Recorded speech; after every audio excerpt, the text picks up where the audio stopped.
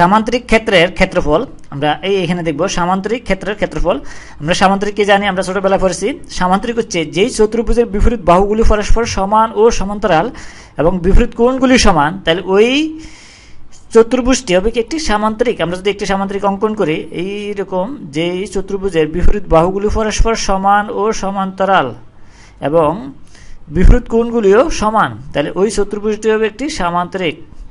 তাহলে আমরা যদি এরকম একটি সামান্তরিক অঙ্কন করি, এই যে চতুর্ভুজের বিপরীত বাহুগুলি সমান এবং বিপরীত কোণগুলিও সমান, তাহলে ওই চতুর্ভুজটি হবে একটি সামান্তরিক। তাহলে এটা একটি চিত্রে একটি সামান্তরিক। আমরা এই চিত্রকে যে নামকরণ করি, তাহলে এই চিত্রে এই এ বি সি ডি একটি সামান্তরিক। এর এ বি ভূমি যদি হয় এ বি যদি এ হয়, তাহলে এটা সমান এ হবে, এবং এটা সমান যদি হয় বিসি যদি বি হয়, এই এ ডি ডি হবে, কারণ বিপরীত বাহুগুলি পরস্পর সমান। তাহলে আমরা এবং বিপরীত কোণগুলিও সমান।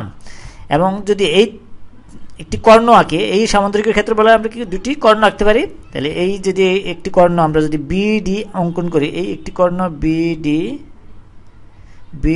তাহলে সামান্তরিক কর্ণ সামান্তরিকটি দুটি সমান ত্রিভুজে বিভক্ত করে, এই একটি ত্রিভুজ, এই আরেকটি ত্রিভুজ। কিন্তু এখানে উচ্চতা নেই। যদি উচ্চতা থাকতো তাহলে আমরা ত্রিভুজের ক্ষেত্রফল বের করতে পারতাম। যে কোনো একটি ত্রিভুজের ক্ষেত্রফল বের করে এটাকে 2 দিয়ে গুণ করলে এই সামান্তরিকের ক্ষেত্রফল পাওয়া যাবে। তাহলে আমরা যদি এই ডি বিন্দু থেকে এই ডি বিন্দু হতে এই এ বি এর উপর বা ভূমির উপর যদি লম্ব অঙ্কন করি, এই ডিই, এই একটি লম্ব ডিই, এটা হচ্ছে কি ডিই লম্ব হচ্ছে কি এ বি ডিই।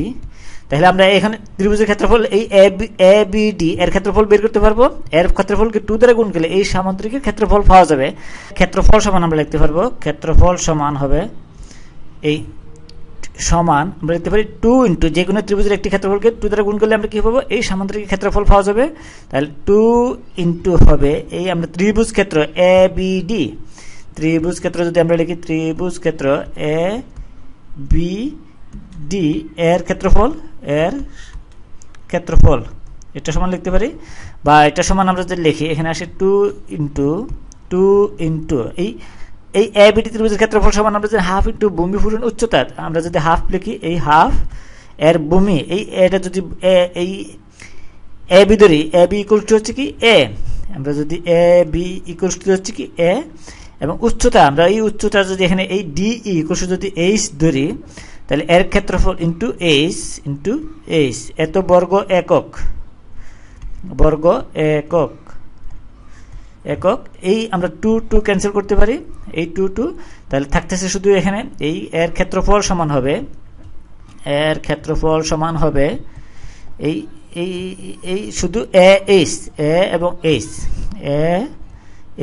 এইচ হচ্ছে কি উচ্চতা, আর এই এ হচ্ছে কি ভূমি, এত বর্গ একক, এইচ এত বর্গ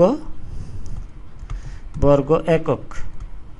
তাহলে এই সামান্তরিকের ক্ষেত্রফল সমান আমরা জানি এই ভূমি পূরণ উচ্চতা, এই ভূমিকে উচ্চতা দ্বারা গুণ করলে এই পুরা সামান্তরিকের ক্ষেত্রফল পাওয়া যায়।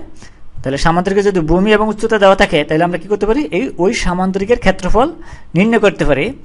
আবার যদি কোনো সামান্তরিকের শুধু কর্ণ দেওয়া আছে এবং উচ্চতা দেওয়া আছে, এই কর্ণের বিপরীত শীর্ষ থেকে এই কর্ণের উপর অঙ্কিত লম্বের উচ্চতা দেওয়া থাকে, তাহলে ওই ক্ষেত্রে কি করা যায়, এই সামান্তরিকের ক্ষেত্রফল নির্ণয় করা যায়। আমরা যদি একটি সামান্তরিক অঙ্কন করি, তাহলে এই এবিসিডি একটি সামান্তরিক, এর এই ভূমি এবং দৈর্ঘ্য এবং প্রস্থ কোনোটাই দেওয়া নেই। দৈর্ঘ্য বলতে এই বিপরীত বাহুগুলোর দৈর্ঘ্য কোনোটাই দেওয়া নেই, শুধু কর্ণের দৈর্ঘ্য দেওয়া আছে ডি।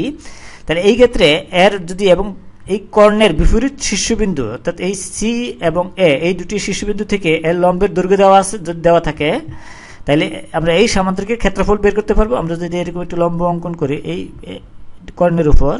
কর্ণের উপর লম্ব, এই যে কোনো লম্ব সিই আঁকি, এই সিই এটা সমান যদি এইচ হয়, এই উচ্চতাটা, তাহলে আমরা কি করতে পারি, এই সামান্তরিকের ক্ষেত্রফল নির্ণয় করতে পারবো। তাহলে আমরা যদি লিখি এই সামান্তরিকের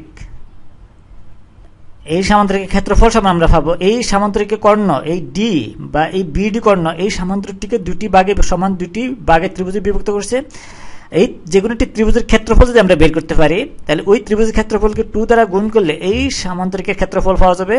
তাহলে আমরা এই বিডিসি এই ত্রিভুজ ক্ষেত্রের ক্ষেত্রফল বের করতে পারবো, কেন এর বিডি যদি ভূমি হয়, এই সিই হচ্ছে কি উচ্চতা, তাহলে এই এ বি ডি সি এই ত্রিভুজের ক্ষেত্রফল যদি আমরা 2 দিয়ে গুণ করি, তাহলে এই সামান্তরিকের ক্ষেত্রফল হওয়া যাবে।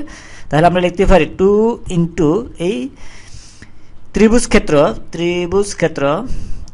ক্ষেত্র এই সিবিডি বা বিসিডি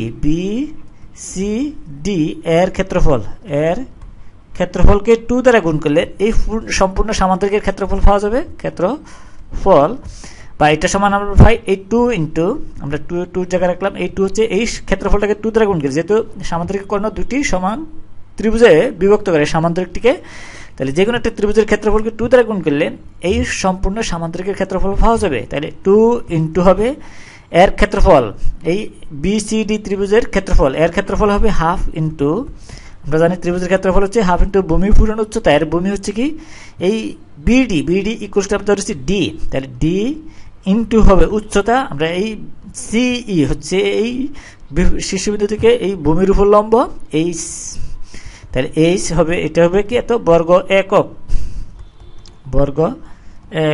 তাহলে এই সামান্তরিকের যদি কোনো বাহুর দৈর্ঘ্য দেওয়া না থাকে এবং শুধু কর্ণ এবং কর্ণের থেকে বিপরীত শীর্ষে লম্ব দৈর্ঘ্য দেওয়া থাকে, তাহলে আমরা কি করতে পারি, এই সামান্তরিকের ক্ষেত্রফল বের করতে পারি।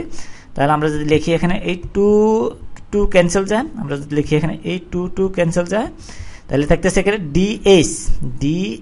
ডি হচ্ছে কর্ণ ইন্টু এইচ হচ্ছে কি কর্ণ থেকে বিপরীত শীর্ষের লম্বের দৈর্ঘ্য, এটা হচ্ছে কি এত বর্গ একক। তাহলে আমরা দুইভাবে এই সামান্তরিকের ক্ষেত্রফল নির্ণয় করতে পারি। একটি হচ্ছে এই কর্ণ থেকে বিপরীত শীর্ষের লম্ব দৈর্ঘ্য দেওয়া থাকলে আমরা এর ক্ষেত্রফল বের করতে পারি, আরেকটি হচ্ছে এই সামান্তরিক যদি ভূমি দেওয়া থাকে এবং উচ্চতা দেওয়া থাকে, তাহলে ওই সামান্তরিকের ক্ষেত্রফল নির্ণয় করতে পারি।